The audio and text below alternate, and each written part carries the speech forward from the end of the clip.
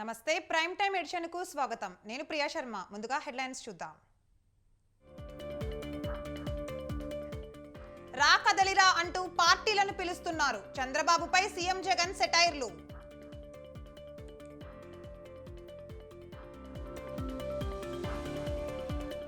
అబద్ధాల పునాదుల మీద జగన్ పాలన. సీఎం చెప్పినవన్నీ అసత్యాలే అన్న అచ్చెన్న.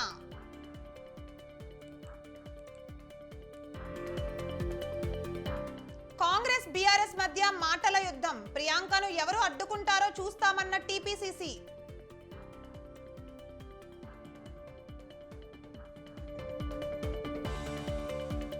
హస్తం అధికారంలోకి రాగానే విద్యుత్ కష్టాలు. హామీలు నెరవేర్చకుంటే ప్రజా ఉద్యమాలే అన్న కేటీఆర్.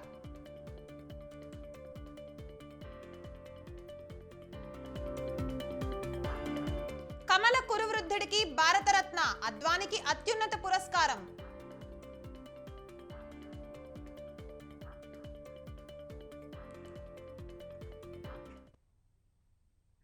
తెలంగాణలో బీసీ నినాదంతో బీఆర్ఎస్ ముందుకు వెళ్తుందా? బీసీలను బీఆర్ఎస్ వైపుకు తిప్పే బాధ్యతలను కవితకు అప్పగించారా?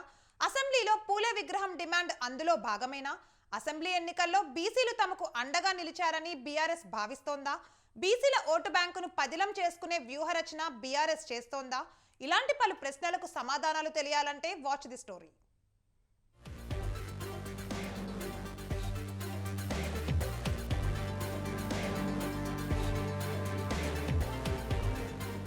తెలంగాణలో బీసీ ఓటు బ్యాంకును పదిలం చేసుకోవడానికి ప్రతిపక్ష బీఆర్ఎస్ పార్టీ వ్యూహాత్మకంగా ముందుకు వెళ్తోంది.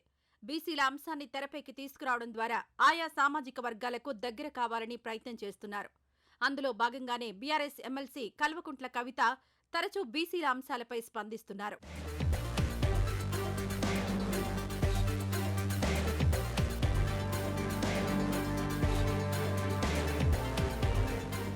తెలంగాణ అసెంబ్లీలో పూలే విగ్రహం ఏర్పాటు చేయాలని అసెంబ్లీ స్పీకర్ గడ్డం ప్రసాద్ కుమార్ను కలిసి వినతిపత్రం ఇచ్చారు. అదేవిధంగా పూలే పేరుతో సంఘాన్ని ఏర్పాటు చేసి కార్యక్రమాలు చేసేందుకు సిద్ధమయ్యారు. ఇటీవల మధ్యప్రదేశ్ రాష్ట్రంలో జరిగిన బీసీల సదస్సుకు ఎమ్మెల్సీ కవిత హాజరయ్యారు. ఇటీవల హైదరాబాద్లో రౌండ్ టేబుల్ సమావేశాన్ని నిర్వహించారు.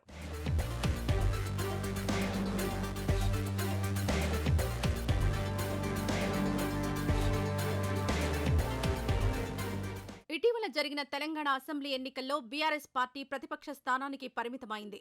ఈసారి బీఆర్ఎస్ పార్టీకి దళితులు, గిరిజనులు ఓట్లు వేయలేదని బీఆర్ఎస్ పార్టీలో చర్చ జరుగుతోంది. దళితులకు దళిత బంధు లాంటి పథకాలు అమలు చేసినా, అదేవిధంగా గిరిజనులకు పోడు పట్టాలు, తాండాలను గ్రామ పంచాయతీలుగా చేసినప్పటికీ ఈ ఎన్నికల్లో ఆయా సామాజిక వర్గాలు దూరమయ్యాయని బీఆర్ఎస్ భావిస్తోంది.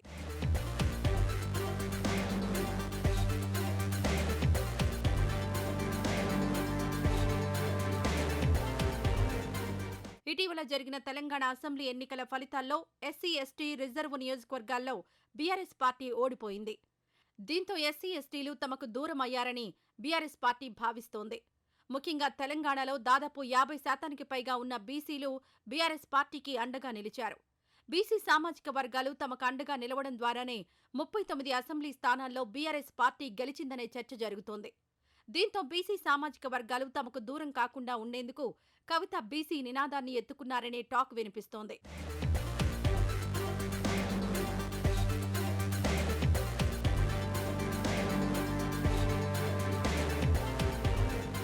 త్వరలో తెలంగాణలో పార్లమెంట్ ఎన్నికలు జరగనున్నాయి. ఈ ఎన్నికలు బీఆర్ఎస్ పార్టీకి ప్రతిష్టాత్మకంగా మారాయి. గత లోక్సభ ఎన్నికల్లో బీఆర్ఎస్ పార్టీ 9 స్థానాల్లో గెలిచింది. ఇప్పుడు ప్రతిపక్షంలోకి రావడంతో సిట్టింగ్ స్థానాలు నిలుపుకోవడం సవాలుగా మారింది. దీంతో అసెంబ్లీ ఎన్నికల్లో తమకు అండగా నిలిచిన బీసీల ఓటు బ్యాంకును కాపాడుకునేందుకు బీఆర్ఎస్ ఎమ్మెల్సీ కల్వకుంట్ల కవిత బీసీల అంశాన్ని ఎత్తుకున్నారనే భావన నెలకొంది.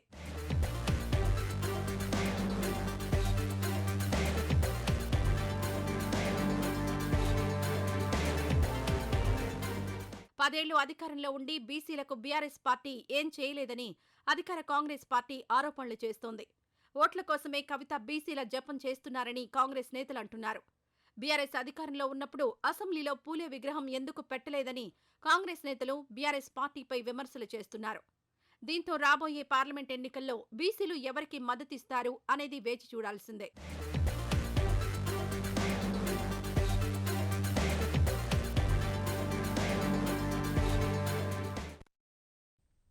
ఈ నెల 4న ముఖ్యమంత్రి రేవంత్ రెడ్డి అధ్యక్షతన మంత్రిమండలి సమావేశం కానుంది. Budget సమావేశాలపై cabinet చర్చించనుంది. 8 నుంచి తెలంగాణ అసెంబ్లీ బడ్జెట్ సమావేశాలు నిర్వహించే అవకాశం ఉన్నట్లు సమాచారం.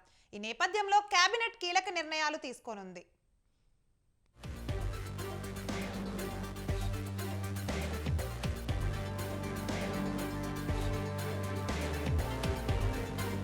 తెలంగాణ కేబినెట్ సమావేశం రాష్ట్ర బడ్జెట్ కి ఆమోద Mudra వేయనుంది. Cabinet ఎజెండాలో township development, IT, కొత్త హాస్పిటల్స్ తో పాటు రాష్ట్రంలో వైద్య సదుపాయాలపై చర్చించనున్నారు. 6 గ్యారంటీల అమలు, గ్రూప్ 1 నోటిఫికేషన్ పై కేబినెట్ చర్చించనుంది. అనంతరం బడ్జెట్లో నిధుల కేటాయింపు, బడ్జెట్ సమావేశాల తేదీలను ఖరారు చేయనుంది. 8వ తేదీన గవర్నర్ ప్రసంగం ఉండనుంది. 10న ఓట్ ఆన్ అకౌంట్ బడ్జెట్ను ప్రభుత్వం ప్రవేశపెట్టనుంది. 12వ తేదీ నుంచి 5 రోజుల పాటు సమావేశాలు నిర్వహించాలనే యోచనలో ప్రభుత్వం ఉంది. అసెంబ్లీ ఎన్నికల్లో భాగంగా ఇచ్చిన 6 గ్యారంటీల్లో ఇప్పటికే 2 హామీలను ప్రభుత్వం అమలు చేసింది. మరో 2 గ్యారంటీలకు కేబినెట్ ఆమోదం తెలపనున్నట్లు తెలిసింది.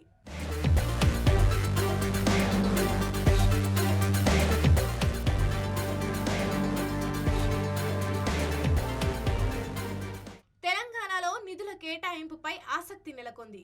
కొత్త ప్రభుత్వం కావడంతో ఏ శాఖకి ఎంత నిధులు కేటాయించనున్నారు, ఏ వర్గానికి ఎక్కువ నిధులు కేటాయిస్తారనే దానిపై ఆసక్తి నెలకొంది. కొత్త ప్రభుత్వంలో ఇచ్చిన హామీలను పూర్తి స్థాయిలో అమలు చేయాలని రాష్ట్ర ప్రభుత్వం భావిస్తోంది. మహిళలకు ఉచిత బస్సు ప్రయాణం, ఆరోగ్యశ్రీ ద్వారా వైద్యం చేయించుకుంటే 10 లక్షల వరకు ప్రభుత్వమే భరిస్తుందని ప్రభుత్వం ఇప్పటికే ప్రకటించింది. మిగతా గ్యారంటీలలో 3 గ్యారంటీల అమలుపై ప్రభుత్వం దృష్టి పెట్టింది.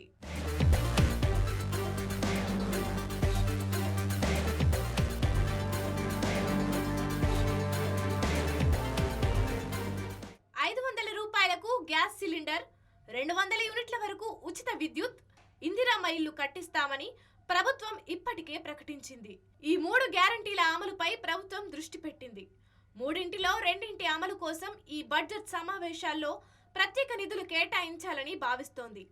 వాటికి ఎన్ని నిధులు అవసరమవుతాయనే దానిపై ప్రభుత్వం దృష్టి పెట్టింది. ఈ పథకాలకు ఎంతమంది అర్హులు ఉన్నారనే దానిపై లెక్కలు తీస్తోంది.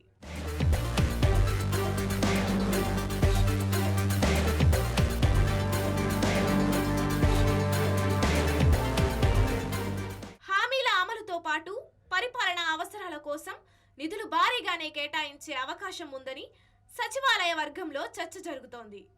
గతంలో ప్రభుత్వం ఆయా శాఖలకు కేటాయించిన వాటికంటే ఈసారి ఎక్కువగా కేటాయించే అవకాశం ఉంది.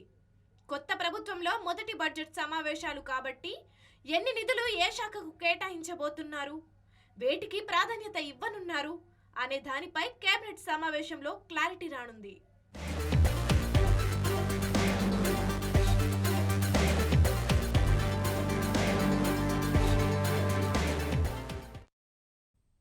తెలంగాణకు కేంద్ర బడ్జెట్లో కేటాయింపులు లేకపోవడంపై సీఎం రేవంత్ రెడ్డి ఎందుకు మౌనంగా ఉన్నారని బీఆర్ఎస్ వర్కింగ్ ప్రెసిడెంట్ మాజీ మంత్రి కేటీఆర్ ప్రశ్నించారు. కేంద్ర ప్రభుత్వం ప్రవేశపెట్టిన మధ్యంతర బడ్జెట్లో తెలంగాణ రాష్ట్రానికి ఏమీ రాలేదని అన్నారు. బడ్జెట్లో తెలంగాణకు అన్యాయం జరిగినా సీఎం రేవంత్ రెడ్డి స్పందించడం లేదని కేటీఆర్ మండిపడ్డారు. బీజేపీకి వ్యతిరేకంగా సీఎం ఒక్క మాట మాట్లాడడం లేదని ఆగ్రహం వ్యక్తం చేశారు. తెలంగాణ సీఎం ఎందుకు భయపడుతున్నారని కేసీఆర్ ప్రశ్నించారు. రాష్ట్ర ప్రయోజనాలను ఎందుకు పణంగా పెడుతున్నారని ఆరోపించారు. కృష్ణా బోర్డుకు ప్రాజెక్టులను అప్పగించి రాష్ట్రానికి అన్యాయం చేస్తున్నారని కేటీఆర్ మండిపడ్డారు.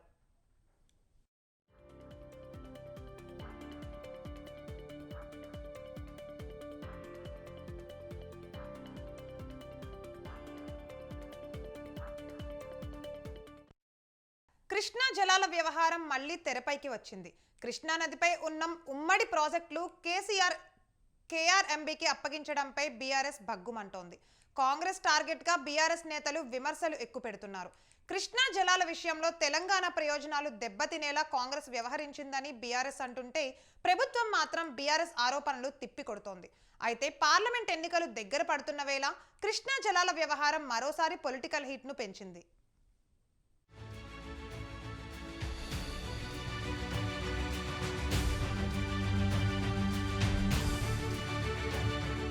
కృష్ణానదిపై ఉన్న ఉమ్మడి ప్రాజెక్టులు కేఆర్ఎంబీకి అప్పగించడాన్ని ప్రతిపక్ష బీఆర్ఎస్ తీవ్రంగా తప్పుపట్టింది. కాంగ్రెస్ ప్రభుత్వానికి పరిపాలన చేతకాదని, ఇందుకు ఇదే ఉదాహరణ అని విమర్శించింది. ప్రభుత్వ నిర్ణయంతో రాష్ట్ర ప్రయోజనాలు దెబ్బతినే పరిస్థితి ఉందని బీఆర్ఎస్ నేతలు ఆరోపిస్తున్నారు. తెలంగాణ వాటా తేల్చకుండానే ప్రాజెక్టులను కేఆర్ఎంబీకి అప్పగించడం ఏంటని బీఆర్ఎస్ వర్కింగ్ ప్రెసిడెంట్ కేటీఆర్ ప్రశ్నించారు. భవిష్యత్తులో ఏ ప్రాజెక్టు కట్టాలన్నా, ప్రాజెక్టు నుంచి చుక్క నీరు తీసుకోవాలన్నా వారి అనుమతి తీసుకోవాల్సిన పరిస్థితి ఉంటుందన్నారు. ఈ విషయంలో సీఎం రేవంత్ రెడ్డి విఫలమయ్యారని ఆరోపించారు. ఇవాళ మీరు చూస్తున్నారు, కృష్ణా నది మన రాష్ట్రంలో ప్రవహిస్తుంది, గోదావరి నది ఇంకోవైపు, ఒకవైపు కృష్ణా నది. ఈ రెండు జీవనదులే మన తెలంగాణలో రైతుకు ప్రాణాధారం.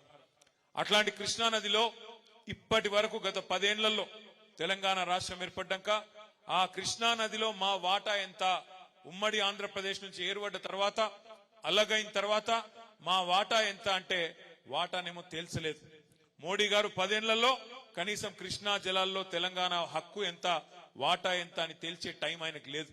లేకపోగా నిన్న రేవంత్ రెడ్డి గారు ఢిల్లీకి పోయి, నిన్న వచ్చింది బయటికి వార్త, కేఆర్ఎంబి అని ఉంటది, కృష్ణా రివర్ మేనేజ్మెంట్ బోర్డు అని. మన వాటా తేల్చకుండానే, మన నీళ్ళెంతో లెక్కలు చెప్పకుండానే ఇవాళ కృష్ణా రివర్ మేనేజ్మెంట్ బోర్డుకి ఆ కృష్ణా జలాలను అప్పజెప్పి రేపు ఏ ప్రాజెక్టు కట్టాలన్నా, అక్కడికి వెళ్ళి ఒక చుక్క నీరు తీసుకోవాలన్నా ఢిల్లీ ఓన్ చేతిలో మన జుట్టు పెట్టి ఇవాళ ఈ ముఖ్యమంత్రి గారు మన ప్రయోజనాలను, మన రాష్ట్ర ప్రయోజనాలను ఢిల్లీకి తాకట్టు పెట్టి వచ్చినాడు. మరోవైపు గతంలోనే ఈ వివాదంపై తాము ప్రభుత్వాన్ని హెచ్చరించామని చెప్పారు మాజీ మంత్రి హరీష్ రావు. ప్రాజెక్టులను కేఆర్ఎంబీకి అప్పగించబోమని చెప్పిన కాంగ్రెస్ ప్రభుత్వం అందుకు విరుద్ధంగా వ్యవహరించి తెలంగాణ ప్రయోజనాలు దెబ్బతినేలా చేసిందని విమర్శించారు. 2021లో నిర్ణయం తీసుకున్నా అప్పట్లో బీఆర్ఎస్ ప్రభుత్వం ప్రాజెక్టులను కేఆర్ఎంబీకి అప్పగించలేదని హరీష్ రావు గుర్తు చేశారు. నిజంగా అసలు వెంకటరెడ్డి గారికి ఇవాళ ఈ జిల్లా మీద ప్రేమ ఉంటే ఆయన కేఆర్ఎంబీకి ఇవాళ ప్రాజెక్టులు అప్పగించిన దాని మీద స్పందించాలి. ఇవాళ ఏమైంది, ప్రాజెక్టులన్నీ కూడా కేఆర్ఎంబీకి అప్పచెప్తే ఏమవుతుంది, రేపు నల్లగొండ జిల్లాకు త్రాగునీరు రాదు, నల్లగొండ జిల్లాకు సాగునీరు రానటువంటి పరిస్థితి వస్తుంది. నీ ప్రాజెక్టే నీ చేతిలో లేకుండా పోతే, రేపు శ్రీశైలంలో జల విద్యుత్ ఉత్పత్తి జరగకపోతే సాగర్కు నీళ్ళు వస్తాయా? సాగర్కు నీళ్లు రాకపోతే నీ ఏఎంఆర్పి ప్రాజెక్ట్ నడుస్తుందా? నీ సాగర్ ఎడమ కాలువకు నీళ్ళు వస్తాయా?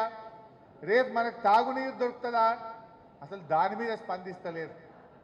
2021లో నిర్ణయం తీసుకున్న బీఆర్ఎస్ ప్రభుత్వం నాడు కేఆర్ఎంబీకి ప్రాజెక్టులు అప్పజెప్పలేదు. కానీ మీరు పైకేమో మేము అప్పజెప్పమన్నారు, లోపలనేమో సంతకాలు పెట్టి వస్తున్నారు. ఇవాళ నిన్న కేఆర్ఎంబీకి ప్రాజెక్టులు అప్పజెప్పిందంటే ఇది నల్లగొండ జిల్లా ప్రజలకు తీరని ద్రోహం జరుగుతా ఉంది ఈరోజు. అయితే ఈ వివాదంపై తెలంగాణ ఇంజనీరింగ్ చీఫ్ మురళీధర్ మరోసారి వివరణ ఇచ్చారు. బీఆర్ఎస్ నేతలు చేస్తున్న విమర్శలను ఖండించారు ఆయన. మీడియాలో వచ్చిన విధంగా ప్రాజెక్టుల అప్పగింతకు తెలంగాణ ప్రభుత్వం ఒప్పుకోలేదని, అయినప్పటికీ 17 నాటి సమావేశం మినిట్స్లో తప్పుగా రికార్డ్ చేశారని మురళీధర్ చెప్పారు. ఈ నేపథ్యంలోనే కేంద్రానికి లేఖ రాశామని, బోర్డు సమావేశంలో ఇదే విషయాన్ని తెలిపామన్నారు. ట్రిబ్యునల్ అవార్డు ఖరారయ్యే వరకు ఇరు రాష్ట్రాలు 50-50 నిష్పత్తిలో జలాలను వినియోగించుకోవడం తదితర అంశాలపై కేంద్ర జలశక్తి శాఖకు లేఖ రాసి కేఆర్ఎంబీకి అందించామని వివరించారు. అయితే విద్యుత్ ప్రాజెక్టులు మినహా మిగతా 10 ప్రాజెక్టుల అవుట్లెట్ల నిర్వహణ బాధ్యతను పూర్తిగా బోర్డే చూసుకుంటుందని చెప్పారు.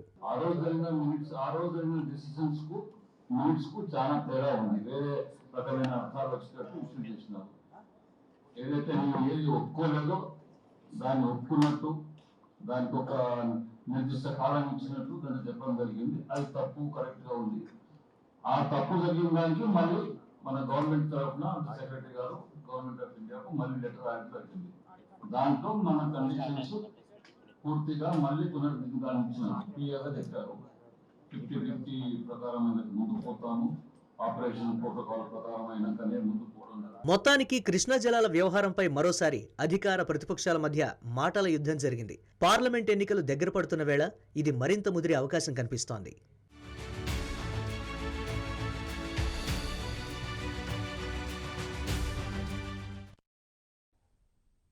జగన్కు షర్మిలతో సహా ఏపీలోని ఆడపడుచులతో అన్నాన్ని పిలిపించుకునే అర్హత లేదని టీడీపీ నాయకులు ఎరపతినేని శ్రీనివాసరావు అన్నారు. పల్నాడు జిల్లా దాచేపల్లి పట్టణంలో టీడీపీ ఆధ్వర్యంలో జయహో బీసీ సభ ఏర్పాటు చేశారు. ఈ సభకు ఎరపతినేని ముఖ్య అతిథిగా హాజరయ్యారు. కాసు మహేష్ రెడ్డి గురజాల పట్టణంలోని 12వ వార్డు కౌన్సిలర్ భర్త రాజును ఎలక్షన్లో ఖర్చు పెట్టిన 9 లక్షలు కట్టి పార్టీ మారు అని బెదిరించారు. రానున్న ఎన్నికల్లో టీడీపీ జనసేన ప్రభుత్వమే అధికారంలోకి వస్తుందని ఆయన ధీమా వ్యక్తం చేశారు. వైసీపీ అధికారంలోకి వచ్చాక బీసీలకు చేసిందేమీ లేదని ఎరపతినేని అన్నారు. జనసేన పార్టీలు ఈరోజు మన అధినేత చంద్రబాబు నాయుడు గారు, జనసేనాని పవన్ కళ్యాణ్ గారు కృష్ణార్జున్ లాగా ఈ కౌరవాన్ని ఓడించడానికి ఈరోజు ఇద్దరు రెండు పార్టీలు కూడా కలిసికట్టుగా రానున్న ఎన్నికల రణక్షేత్రంలో కూడా కలిసి పోటీ చేయబోతూ ఉన్నాయి. అందుకే ఈ రాష్ట్రాన్ని 20 సంవత్సరాలు ఎన్నిక చేసుకెళ్లిన జగన్మోహన్ రెడ్డి, 10 లక్షల కోట్లు అప్పులు తీసుకొచ్చిన జగన్మోహన్ రెడ్డి కనీసం రహదారులు గుంతలు కూడా కొట్టలేదు పరిస్థితులు రాష్ట్రాన్ని అదగత పాలు చేశాడు. అదేవిధంగా పరిశ్రమలు లేకుండా చేశాడు. రాష్ట్రంలో చదువుకున్న యువకులకి ఉద్యోగాలు లేకుండా చేశారు. అందుకే ఈరోజు మనం అందరం కూడా ఆలోచించాల్సిన అవసరం ఉంది.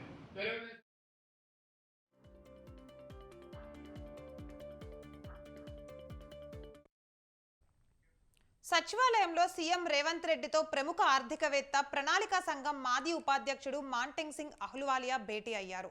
డిప్యూటీ సీఎం భట్టి విక్రమార్కతో కలిసి కేంద్ర రాష్ట్ర ఆర్థిక స్థితిగతులు, గడిచిన 10 ఏళ్లలో భారీగా పెరిగిన అప్పులు, వాటి ప్రభావం, కాంగ్రెస్ హయాంలో దేశంలో అనుసరించిన ఆర్థిక సంస్కరణలు, వివిధ అంశాలపై ఆయన చర్చించారు.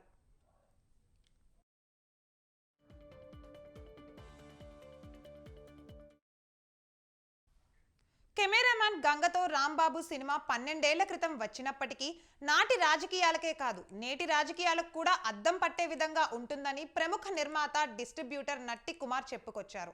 ఈ సినిమాను ఫిబ్రవరి 7న ప్రపంచవ్యాప్తంగా రిలీజ్ చేయబోతున్నట్లు తెలిపారు. ఈ సినిమా కలెక్షన్స్ కు సంబంధించి సేల్ అయిన ప్రతి టికెట్ నుంచి 10 రూపాయలు జనసేనకు పార్టీ ఫండ్ గా అందజేస్తామన్నారు. గద్దర్ పేరుతో సినిమా అవార్డులు ఇస్తామని ముఖ్యమంత్రి రేవంత్ రెడ్డి ప్రకటించడం అభినందనీయమన్నారు. సినిమాతో పాటు నాటకం తదితర రంగాలన్నిటికీ అవార్డులు ఇవ్వాలన్నారు. త్వరలో కొంతమంది చిన్న నిర్మాతలతో ముఖ్యమంత్రిని కలిసి తమ సమస్యలను తెలియజేస్తామన్నారు. యాత్ర 2 సినిమా సెన్సార్ అయితే దానిపై న్యాయ పోరాటం చేస్తామంటున్న నిర్మాత నట్టి కుమార్తో మా ప్రతినిధి Gangadhar face to face. Janasena అధినేత పవర్ స్టార్ పవన్ కళ్యాణ్ నటించిన పొలిటికల్ మూవీ కెమెరామెన్ గంగతో రాంబాబు 2012లో రిలీజ్ అయిన ఈ సినిమాను ఇప్పుడు నట్టి కుమార్ గారు రిలీజ్ చేస్తున్నారు. ఆయన ఉద్దేశం ఏంటి, ఎందుకు చేస్తున్నారు, ఒకసారి ఆయన అడిగి తెలుసుకుందాం. Hi sir. సార్, కెమెరామెన్ గంగతో రాంబాబు 2012లో వచ్చింది. ఆ సినిమాని ఇప్పుడు రిలీజ్ చేయడానికి రీజన్ ఏంటి సార్? ఇప్పుడు అంటే యాక్చువల్గా పవన్ కళ్యాణ్ గారు ఇప్పుడు జనసేన రాష్ట్ర అధ్యక్షుడు అయ్యారు. అప్పుడు ఆ సినిమా తీసేటప్పుడు ఆయన ముందు ఆలోచనతో తీసారా, లేకపోతే డైరెక్టర్ ముందు ఆలోచనతో ఈయన పొలిటికల్కి వస్తారని తీసారో తెలియదు. కానీ యాజ్ అ ప్యూర్ పొలిటికల్గా ఇప్పుడున్న జనరేషన్లో ఈజ్ అ పొలిటికల్, ఆయన దాంట్లో ఒక జర్నలిస్ట్గా ఆయన ఒక రాజకీయ నాయకుడు అయితే ఎలా సాధిస్తారో, ఇప్పుడున్న రాజకీయాలు ఏ విధంగా శాసిస్తున్నాయి, ఇప్పుడున్న రాజకీయాలు ఏ విధంగా దోచుకుంటున్నాయి అనేది ఒక సెటారికల్గా, ఒక పొలిటికల్గా మూవీ ఆ సినిమా తీశారు. కాబట్టి అప్పుడు కొన్ని అనువైన కారణాల వల్ల కొన్ని సినిమాలు ఆడకపోలేదు. కనుక ఈ సినిమా ప్రేక్షకులందరూ ఆదరణ కోసం, ప్రేక్షకుల కోరిక మేర కోసం ఈ సినిమా జనసేన అధ్యక్షుడు ఏ విధంగా రాష్ట్రంలో రేపు అసెంబ్లీకి వస్తే ఏ విధంగా ఆయన పోరాడతాడు, ఏ నిజాయితీగా పోరాడతాడు, ఆయన రాష్ట్రానికి ఎంత అవసరం పడతాడు అనేది ఈ డైలాగ్స్ అనేది అవసరం ఉంది. కాబట్టి ఒక్కసారి జనాలందరికీ చూపించాలనే ఉద్దేశంతో ఈ సినిమా తీసుకురావడం జరిగింది. ప్యూర్గా ఈజ్ పొలిటికల్ కోసమే ఈ సినిమా తీసుకురావడం కూడా జరిగింది. బయట ఉన్న టాక్ ఏంటంటే జగన్మోహన్ రెడ్డి గారు బయోపిక్ యాత్ర 2 వస్తుంది కదా, దానికి పోటీగానే ఇటు జనసేన నుంచి నట్టి కుమార్ గారు లీడ్ తీసుకుని ఈ సినిమాని రిలీజ్ చేస్తున్నారు. వాళ్ళకంటే ఒకరోజు ముందుగా కూడా రిలీజ్ చేస్తున్నారని అంటున్నారు. దాని మీద నో డౌట్, అభ్యంతరం ఏమి లేదు, దానికోసమే చేస్తున్నాం. వాళ్ళు సినిమా తీసి ప్రతిపక్షం తిట్టడానికి వాళ్ళు సినిమా తీశారు. మేము ప్రతిపక్షం తిట్టడానికో లేకపోతే ఇంకోటికో తీయలేదు. ఒక సినిమాని ఆల్రెడీ రిలీజ్ అయిన సినిమా, దాంట్లో పొలిటికల్ సెటైర్స్ ఉన్నాయి. అర్థం చేసుకున్నంత అర్థం చేసుకుంటారు కొంతమంది. ఎలాగ అర్థం చేసుకోవాలంటే అలాగ అర్థం చేసుకోవచ్చు. ఆ సినిమాకు పవన్ కళ్యాణ్ గారు ఇప్పుడు రాష్ట్ర అధ్యక్షుడిగా ఆ సినిమాలో ఉన్న పొలిటికల్ డైలాగ్స్ కానీ, పొలిటికల్ కానీ ఇప్పుడున్న పొలిటికల్ లీడర్స్కి తగలడానికి అవకాశాలు ఉన్నాయి. కాబట్టి కనుక పవన్ కళ్యాణ్ గారు ఏ విధంగా ఆయన సినిమాలో ఉన్నారో, ఇప్పుడు రాజకీయంగా ఏ విధంగా చేయబోతారో ఫ్యూచర్లో వస్తే, ఎందుకు నాకు ఓటేయని అడుగుతున్నారో అని దాంట్లో ఆ రోజే ఆయన ఆలోచనని ముందు పూరి జగన్నాథ్ గారు వాళ్ళ ఆలోచనతో తీశారు. కాబట్టి దాని గారు అందుకే ఈ సినిమాని ఇప్పుడు బయట తీసుకురావడం జరిగింది. ఇంకోటి ఏంటంటే సార్, ఇప్పుడు తెలంగాణ ప్రభుత్వం గద్దర్ పేరుతో నంది అవార్డ్స్ను గద్దర్ పేరుతో ఇవ్వాలని నిర్ణయించింది. అది ఎంతవరకు కరెక్ట్ అంటారు? ఇప్పుడు గద్దరన్న ఒక కవి, ఒక కళాకారుడు, ఒక రచయిత, ఒక ఆర్టిస్టు, ఆయన ప్రజా సేవకుడు. అలాంటి వ్యక్తి ఎన్నో ప్రజల కోసం పోరాడి ప్రజల కోసమే ప్రాణాలు అర్పించిన వ్యక్తి, దళిత బిడ్డ. అలాంటి ఆయన పేరు మీద ఒక గద్దరన్న అవార్డ్స్ అని ఇస్తాడు, అభినందనీయం. రేవంత్ రెడ్డి గారిని మనం అభినందించాలి. అలాంటి వ్యక్తి పేరు మీద అవార్డులు ఇస్తున్నారు. 10 సంవత్సరాల నుంచి నంది అవార్డులు కాదు కదా, ఏ అవార్డులు లేకుండా కేసీఆర్ గారు మన మసిబూసి మారడిగా చేశారే, ఒక్కరు కూడా అడగలేకపోయారే. 5 సంవత్సరాల నుంచి ఆంధ్రప్రదేశ్లో నంది అవార్డులు లేవే. నంది అవార్డు అంటే పేడేంటి ఆంధ్రప్రదేశ్. నంది అవార్డులు వాళ్ళు ఇవ్వలేకపోయారు, వీళ్ళు ఇవ్వలేకపోయారు. ఆఖరికి రామకృష్ణ గౌడ్ గారు తీసుకొని మీ వల్ల కాదు అని చెప్పి నంది అవార్డులు ఇవ్వడానికి ఆయన ప్రయత్నం చేస్తున్నాడు. కనుక మీరు ఇక్కడ పాత గవర్నమెంట్ వాళ్ళందరూ ఫెయిల్ అయిపోతే ఈ గవర్నమెంట్ నంది అవార్డులు గద్దరన్న అవార్డులు అని ఇస్తుంది. తప్పే ఉంది దాంట్లో. ఎందుకు ఇండస్ట్రీకి అంత ఇది? ఇండస్ట్రీ వాళ్ళు ఎవ్వరు కూడా దాని మీద ఇప్పటికొచ్చి ఎవరు కూడా ఒక ట్వీట్ చేయలేదు, ఒక ఆలోచన లేదు, మంచి పరిణామం చెప్పలేదు. ఎందుకు? ఇది ఇండస్ట్రీనే కాదు, ఒక ఇండస్ట్రీనే కాదు, ప్రతి ఒక్కరు కూడా అభినందించాలి. ఒక దళిత బిడ్డగా అవార్డులు, నాటక ఉత్సవాల అవార్డులు, ఇంకో అవార్డులు వచ్చు ఆ పేరు మీద ఇవ్వడం అనేది చాలా అభినందన విషయం. కనుక రేవంత్ రెడ్డి గారికి అభినందిస్తూ ఆయనకు ప్రత్యేక ధన్యవాదాలు తెలియజేస్తూ, ఎట్టి పరిస్థితుల్లో త్వరలోనే ఆయన ఒక 20 మంది మీ నిర్మాతలు అందరం కలిసి, పెద్ద నిర్మాతలు కలిసి వాళ్ళ బాధలు చెప్పుకున్నారు. మా చిన్న సినిమా నిర్మాతలు అందరం కలిపి రేవంత్ రెడ్డి గారు టైం తీసుకొని కలిసి వెళ్ళి మా బాధని, మా కష్టాన్ని చెప్పుకుంటూ ఆయనకు అభినందన తెలుపుతూ, ఆయనకు కృతజ్ఞత కనుక ఆయనకు మేము సాల్వా కప్పి వస్తాం. ఎందుకంటే గద్దరన్న పేరు పెట్టినందుకు ఆయన సాల్వా కప్పి వస్తాం. కెమెరామెన్ గంగతో రాంబాబు సినిమాని ఎట్టి పరిస్థితుల్లోనూ యాత్ర 2కి ఆపోజిట్గానే రిలీజ్ చేస్తున్నామని నట్టికుమార్ గారు చెప్తున్నారు. కెమెరామెన్ నర్సింగ్తో గంగాధర్, హైదరాబాద్. అభివృద్ధిపై సమీక్ష. వరంగల్లో పలు అభివృద్ధిపై మంత్రి కొండా సురేఖ సమీక్షా సమావేశం నిర్వహించారు. గత ప్రభుత్వ ఎమ్మెల్యేలు కబ్జాలకు, రౌడీయిజంకే పరిమితమయ్యారని విమర్శించారు. వరంగల్పై కేంద్ర ప్రభుత్వం సవతి ప్రేమ చూపెట్టిందన్నారు. 6 గ్యారంటీలు అమలు చేసే విధంగా ముందుకు వెళ్తామని ఈ సందర్భంగా తెలియజేశారు.